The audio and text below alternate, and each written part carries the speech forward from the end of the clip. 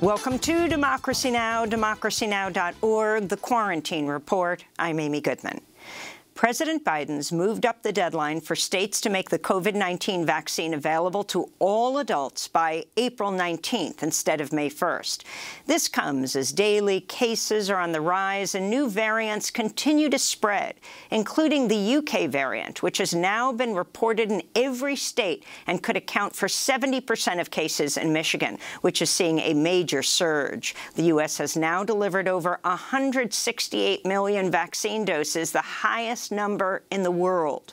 Meanwhile, the World Health Organization says richer countries must urgently combat vast global vaccine inequities. Scaling up production and equitable distribution remains the major barrier to ending the acute stage of this pandemic. It is a travesty that in some countries, health workers and those at-risk groups remain completely unvaccinated. Brazil recorded over 4,000 daily COVID-19 deaths for the first time, bringing its total death toll to nearly 337,000, second only to the United States. India's reported a record of nearly 116,000 new cases Wednesday, taking its total caseload to 12.8 million, the third highest in the world after Brazil and the United States. 4 witnesses took the stand Tuesday in the trial of former Minneapolis police officer Derek Chauvin, who killed George Floyd last May. Minneapolis Police Department trainer Johnny Mercil testified Chauvin kneeling on Floyd's neck was not a trained restraint and that officers are instructed to only use force that's proportional to a threat. This is Mercil answering questions from the prosecution. So if there was, say, for example, the subject was under control and handcuffed, would this be authorized? I would say no. We'll have the latest on the trial after headlines with Marquez Claxton of the Black Law Enforcement Alliance. Arkansas has become the first state to criminalize gender-affirming treatment for transgender youth after state lawmakers voted Tuesday to override Governor Asa Hutchinson's veto of the highly contested bill. The ACLU is suing over the new law, which it says will have deadly consequences.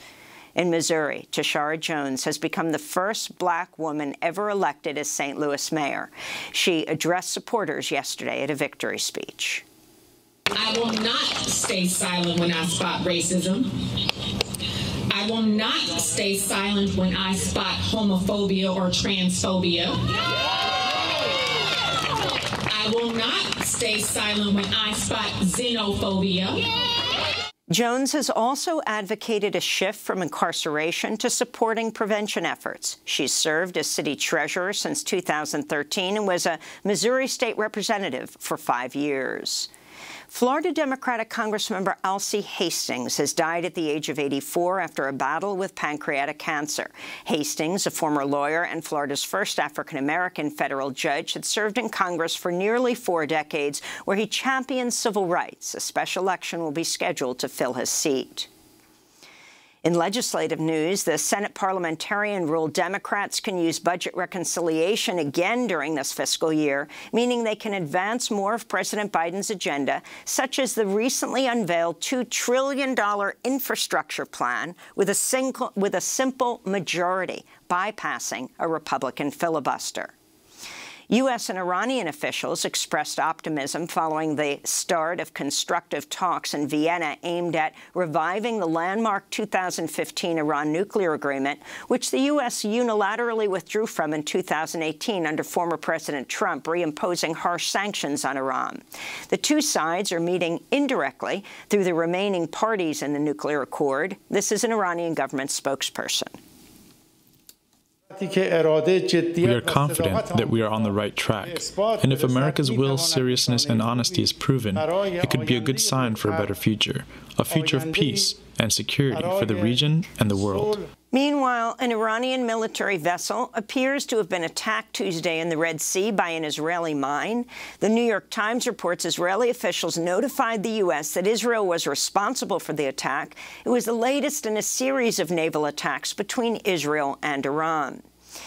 The UN is warning over 27 million people in the Democratic Republic of the Congo, 1/3 of the population, are facing acute hunger driven by ongoing conflict and the COVID-19 pandemic.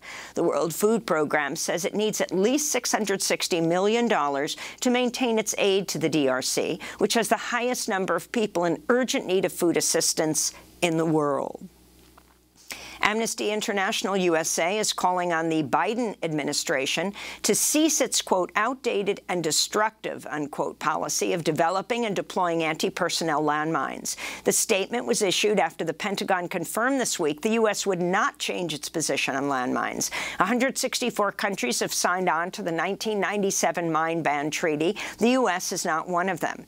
Over 2,000 people were killed in 2019 by anti-personnel mines. In the occupied West Bank, mourners attended the funeral of Osama Mansour, a 42-year-old Palestinian man killed by Israeli soldiers at a checkpoint Tuesday. Soldiers say Mansour tried to ram his vehicle into them, but his wife, who was also in the car and sustained bullet fragment wounds, disputes the claim. They told us to switch off the car and park it. We switched it off and parked there. He only asked us where we are coming from and where we are going. That was it. Then he told us to go, leave. We switched the car on and left, and within seconds, 4 soldiers started shooting at us from behind. The mayor of Bidou village, where Osama Mansour lives, says the shooting may be brought to the International Criminal Court, which is investigating war crimes in the occupied Palestinian territories. In Washington, D.C., 6 Yemeni-American activists have been on hunger strike for 9 days, protesting the U.S.-backed Saudi-led war and blockade that have crippled Yemen's economy and created the world's worst humanitarian disaster. The hunger strikers, who are members of the grassroots group Yemeni Liberation Movement, are demanding an end to all U.S. support for the blockade and for President Biden to pressure Saudi Arabia to end the war. A warning to our audience, the next story contains descriptions of sexual violence. In Oklahoma, an investigation is underway after a soldier at the Fort Sill Army training base said she was sexually assaulted by 22 service members, sometimes in groups. At least 20 personnel at Fort Sill have been suspended. Speaking to The Intercept, an Army official referred to the case as Fort Hood 2.0, referencing the sexual harassment and killing last April of 20-year-old soldier Vanessa Guillen by a fellow service member. The New York Times is reporting Florida Congressmember Matt Gaetz sought blanket preemptive pardons for himself and congressional allies in the final weeks of President Trump's term. Gaetz was already under investigation by the Trump Department of Justice for sex trafficking. In climate news, the concentration of carbon dioxide in the atmosphere surpassed 420 parts per million for the first time in recorded history. The measurement puts the planet roughly at the halfway point on the path to doubling pre-industrial carbon dioxide levels. The reading was taken at the Mauna Loa Observatory on the Big Island of Hawaii this past weekend. And in New York, Governor Andrew Cuomo and lawmakers struck a deal Tuesday to create a $2.1 billion assistance fund for workers excluded from federal benefits during the pandemic, many of them undocumented. Excluded workers organized for months, with some taking part in a hunger strike for over 21 days to protest the unjust system.